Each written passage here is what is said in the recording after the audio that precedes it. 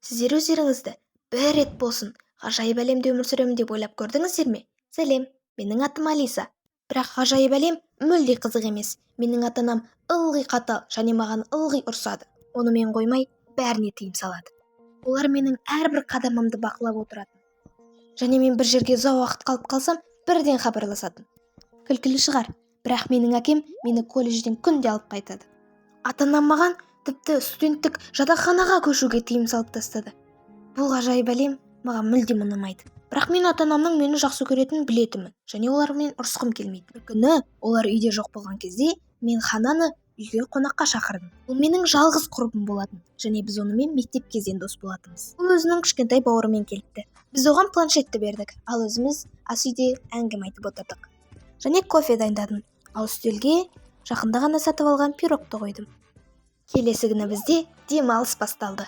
Және Хана маған өзінің демалысын бір лагерьде өткізетінін айтты. Бұл шынымен де күшті болды. Солай мен де барғым келді. Бірақ мені ата-анам бәрібір де жібермейді. Солай демалыс бойы үйде өткіземін. Ал енді Хана кетейін деп жатқан кезде біз оның бауырының жоқ екенін байқадық. Солай мен екінші этажға шығып, оны шақырдым. Bir кезде мен әкемнің кабинеті ашық тұрғанын байқадым. Ата-анам маған бұнда кіруге мүлде рұқсат бермейтін. Мен ақырын бардым да есіктен қарадым. Хананың бауыры да сол есіктен шыға келді. Ол қатты таңғалды және өзіне осындай монитор, компьютерлер қалайтынын айтты. Мен оның не туралы айтып тұрғанын түсінбедім. Сосын столды байқадым. Оның үстінде бірнеше мониторлар тұр екен. Солай екінші этажға Хана келді және мен тез есікті жауып жібердім. Қонақтар кеткен соң мен фильм қарадым. Бірақ ол мониторлардың не үшін тұрғанын мен мүлде түсіне алмадым. Ата-анам маған неге ол жерге кіруге тыйым салды? Әкем ылғи есігін жауып кететін. Бүгін ұмытып кеткен сияқты. Мүмкін сол жерге кіріп көремін. Кейін менде бұндай мүмкіндік болмайтын шығар. Солай менің қызығушылығым артып кетті. Ата-анамның қайтып келуіне дейін 1 сағаттай қалды. Солай мен кабинетке қарай келдім.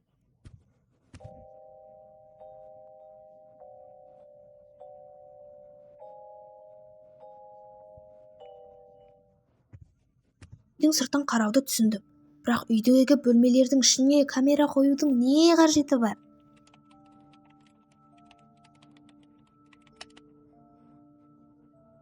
Компьютер құлыпталып тұрды және мен оның паролін тез тауып алдым. Ол менің туған күнім болатын. Компьютерде көптеген папкалар болды және мен оларды ашып қарағанда қатты таңғалдым.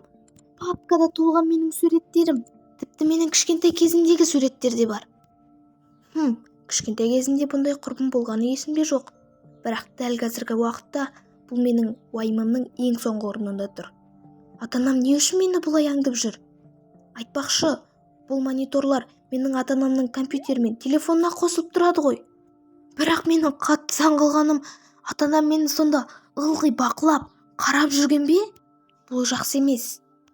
Bir кезде есік ашылды. Мен ата-анамның келгенін білдім. Бірақ кабинеттен шықпаған едім. Бірақ олар бәрібір менің осында екенімді біледі. Олар бөлмеге кірген кезде түрлері кінәлі адамның түрі сияқты болды. Мен оларға түсіндіруін сұрадым.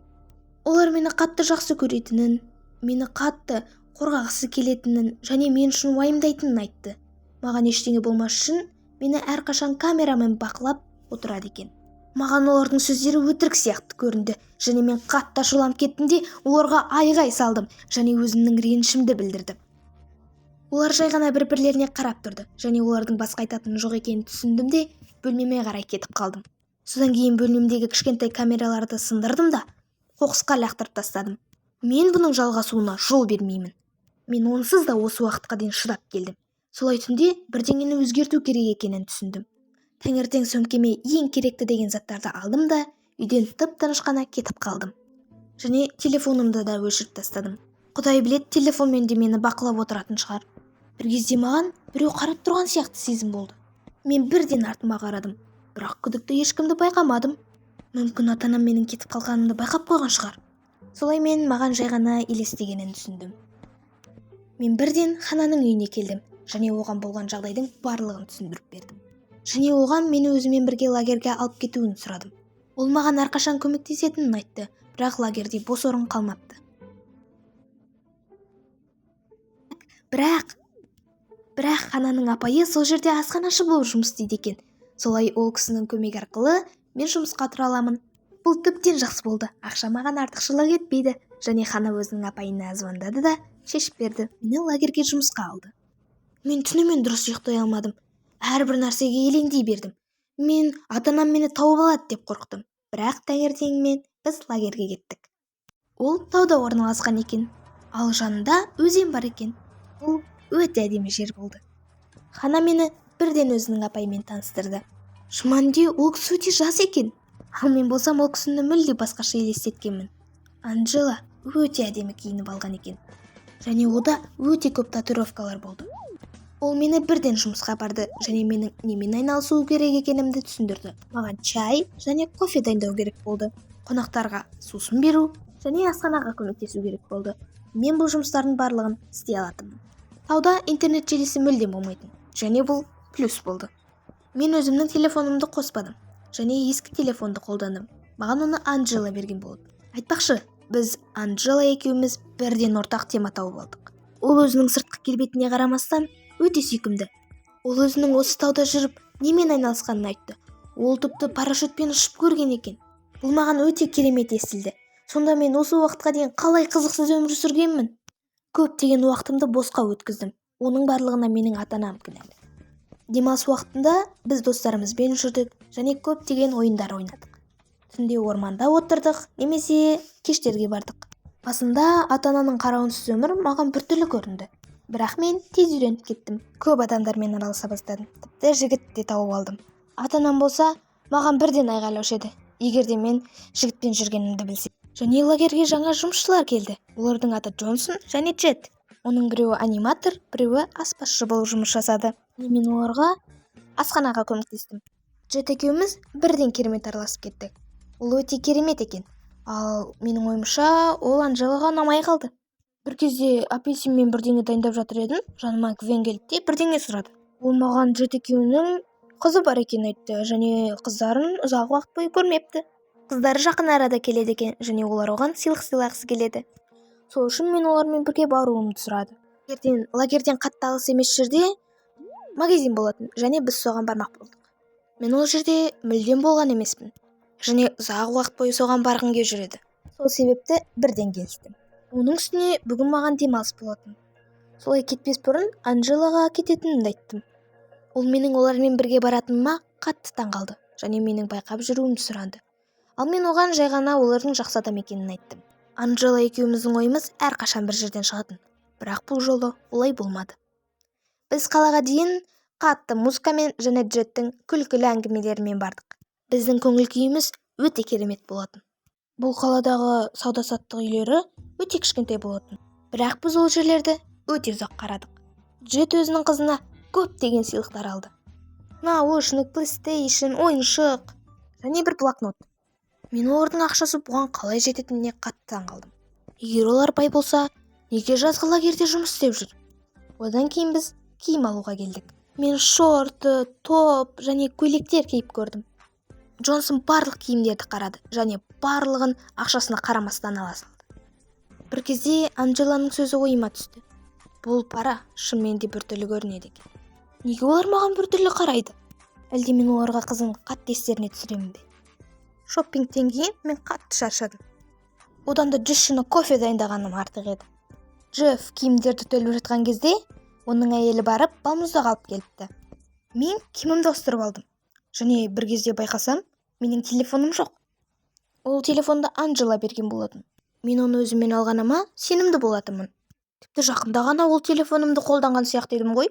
Мен барлық киген киімдерімді қарап шықтым. Тіпті магазинді де қарап шықтым. Бірақ телефонымды табылмадым. Сонда ұрлап кеткен бе? Солай Джефф маған жаңа телефон алып беретінін айтты. Мен жай ғана күлімсіредім де одан бас тарттым. Олар шынымен де біртүрлі. Неге аяқ астынан маған осындай қымбат сыйлық бергісі келе қалды екен? Және біз балмұздақ жеп тұрғанда, олар маған қаланы тағы да аралауды және кафеге барып тамақ ішуді ұсынды. Бірақ мен лагерьге тезірек оралғым келді. Мен оларға тамақ жегім келмейді деп айттым.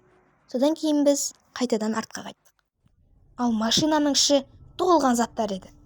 Маған тіпті әрең дегенде отыратын орын қалыпты. Сөмкемді алдым алып отыруға тура келді.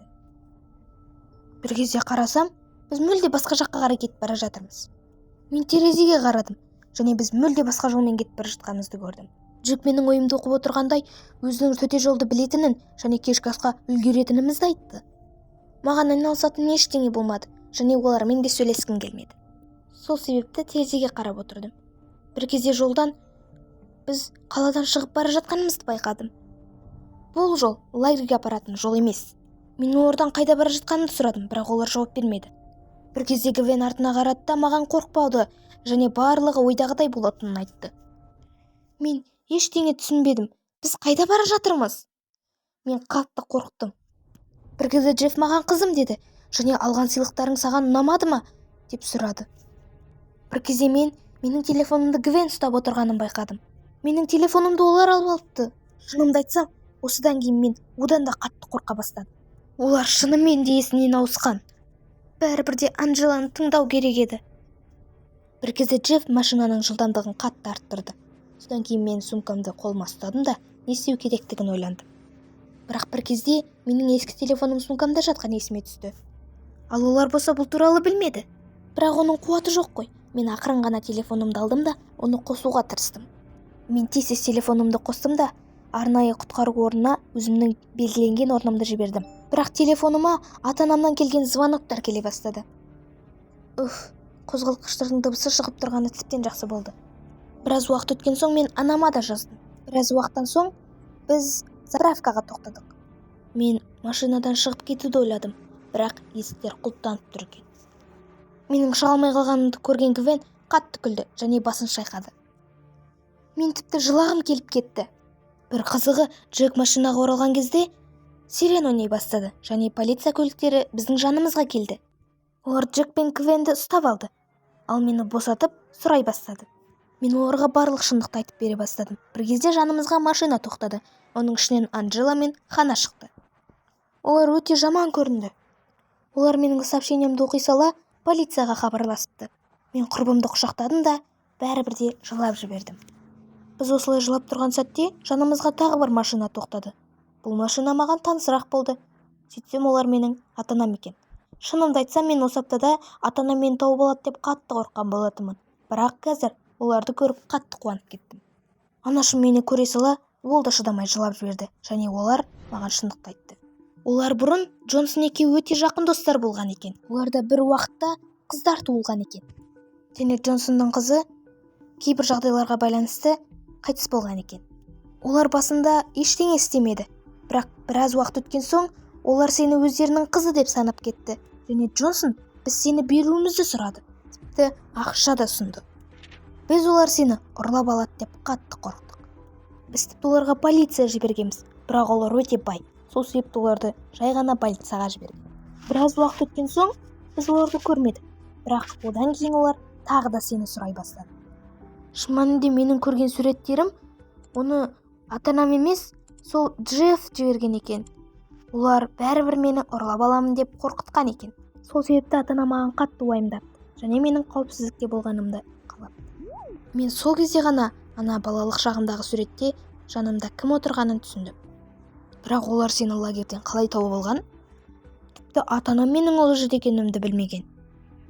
Және ата-анам маған енді олай істемеу керектігін айтып ұрысты. Айтпақшы, мен үйден қашып кеткен кезде менің артымнан біреу аңдып жүрген болған. Мүмкін сол Джефф пен Гвен шығар. Я, олар мені аңду арқылы менің лагерге кеткенімді білген. Оқиғаны біз полицияға айтып бердік және олар түсінді де оларды қамап тастады. Бірақ одан кейін оларды клиникаға емделуге жіберген екен. Лагерден орала сала мен студенттік жатақханаға кетіп қалдым. Әдеттегідей ата-анам ұрыс шығарды. Олар маған күні кешке дейін хабарласа береді. Уайымдай береді. Достар, маған осыны қалай түсіндіруге болады? Ата-анама менің қазіргі уақытта қауіпсіздікте екенімді қалай түсіндіруге болады? Маған өз кеңестеріңізді жаза кетіңіздер. Және арнаға тіркеліп, лайк басуды да ұмытпаңыздар. Күнделікті қазақша дыбыстамада бір сериядан шығып отыратын болады.